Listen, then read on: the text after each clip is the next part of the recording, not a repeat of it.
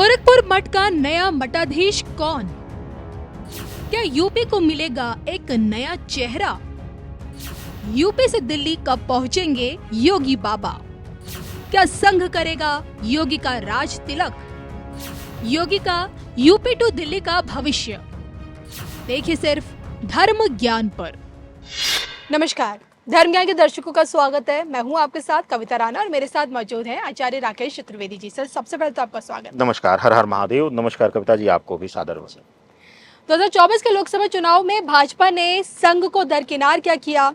4 जून की तस्वीर में भाजपा चाह कर भी प्रचंड बहुमत से दूर हुई। जी हाँ, भले ही देश में देखिए एनडीए की गठबंधन वाली सरकार है, लेकिन भाजपा तीसरी बार प्रचंड बहुमत या फिर यूं कहें कि मजबूती के साथ नहीं है। गठबंधन की सरकार देश के प्रधानमंत्री नरेंद्र मोदी चला रहे हैं और अब जब संघ यूपी में योगी आदित्यनाथ जी के साथ आया है तो ऐसे में सवाल उठने लगा है कि क्या भविष्य का प्रधानमंत्री अब क्या योगी आदित्यनाथ होंगे? और अगर योगी आदित्यनाथ यूपी से निकलकर दिल्ली जाते हैं तो यूपी की सत्ता की चाबी किसके हाथ में आएगी? कौन है वो चेहरे जो यूपी के नए चेहरे बन सकते, भविष्य के चेहरे बन सकते? इसी पर आज हम चर्चा करेंगे।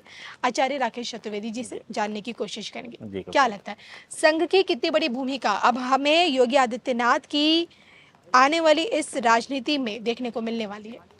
देखिए, दो चीजों का जिक्र करते हुए चलूंगा कविता जी, क्योंकि दर्शकों को एक बेस चाहिए और एक आधार चाहिए गणना का। जी।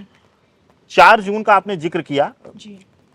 4 जून के बाद 4 जून को हम लोगों ने भी बड़ा तगड़ा जिक्र किया और धर्म और नीति की चर्चाएं की कि अहम में आकर के कुछ चीजों को दरकिनार किया गया और कुछ जो जीवन लगा दिए हैं भाजपा की सेवा या संघ की सेवा करते हुए उनको दरकिनार करके बाहरी लोगों को टिकट्स दिया गया। ये सब चीजें हमने चर्चा किया, लेकिन इसकी प्रामाणिकता आ गई।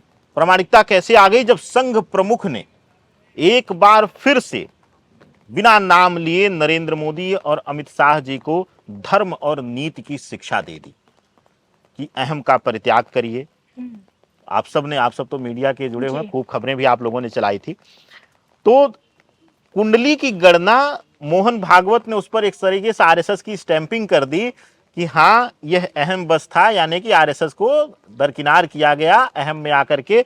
और एक तो बहुत बड़ा बयान था जेपी नड्डा जी का कि अब आरएसएस की जरूरत भाजपा को नहीं है चुनाव बीच में। तो ये अहम ही था और इतना बड़ा नेता, राष्ट्रीय अध्यक्ष अगर ये बातें बोल रहा है, इसका अभिप्राय यह है कि वरिष्ठ नेता उस बात से सहमत हैं। अब आते हैं योगी जी की कुंडली पर। हमने कई बार आपसे कहा है कि मोदी जी कूटनीतिज्ञ हैं, उनको किसी चीज से नहीं मतलब है, उनको सत्ता पाने से, चलाने से मतलब है। वह हर समय के अनुसार अपनी वाणी को बदल लेते हैं जी। लेकिन अगर धर्म सनातन के नाम पर भारतवर्ष की धरा पर कोई नेता जन्म लिया है कट्टरपंथिता में, हिंदुत्ववादी सनातनी, तो वह बाबा योगी आदित्यनाथ हैं। क्यों? उसका भी आपसे मैंने चर्चा किया था। आपके ही दूसरे मंच पर हमने कहा था कि आने वाले समय में आप देखिएगा गोरखनाथ मठ सबसे शक्तिशाली शैव धर्मी मठ होगा और पूरे विश्व में सबसे प्रभावी शैव धर्मी मठ है। शिव का जो मुख्य परिसेवक हैं, या शैव धर्म का, 2 धर्मों की उत्पत्ति धरा पर हुई थी, सनातन और शैव। शैव धर्म का इकलौता वह पीठ है और वह आने वाले समय में सबसे ताकतवर होगा। अब आते हैं योगी आदित्यनाथ पर।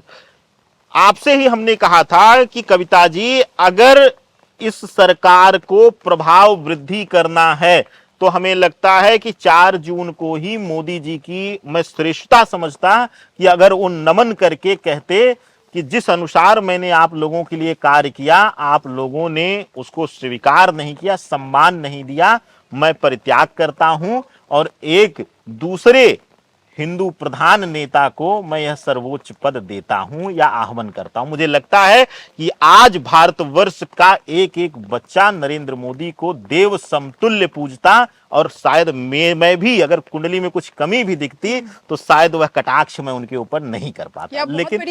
लेकिन वह कुबत उनके अंदर नहीं आई, क्योंकि पद का लोभ, लोग कहते हैं ना कि गद्दी, जैसे केजरीवाल ने कहा था ना कि ये गद्दी है, ये छोड़ती नहीं है, ये पापी बना देती है, तो ये सत्यता है कविता जी। दूसरी चीज, 100% भाजपा को अगर प्रभाव वृद्धि करना है, और जो अभी एक विषय पर चर्चा हुई, आपने कहा कि 20 साल कह रहे हैं, 20 साल क्या 5 वर्ष अगला अगर ढंग से या अगला उसके बाद शासन करना है तो योगी को केंद्र में लाना ही होगा।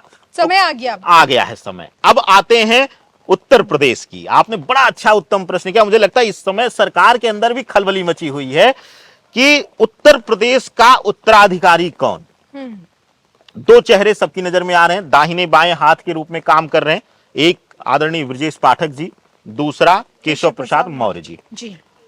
मैं दो चीजों का धुर विरोधी हूं कविता जी। अहम में आकर के केशव प्रसाद मौर्य को, हारे हुए प्रत्याशी को बुरी तरह मोदी लहर में जब अनजान चेहरे भी जीत रहे थे, उस समय ये पिछड़ों का सबसे नेता बन गए और पिछड़ों के क्षेत्र से ही ये बुरी तरह परास्त हो गए।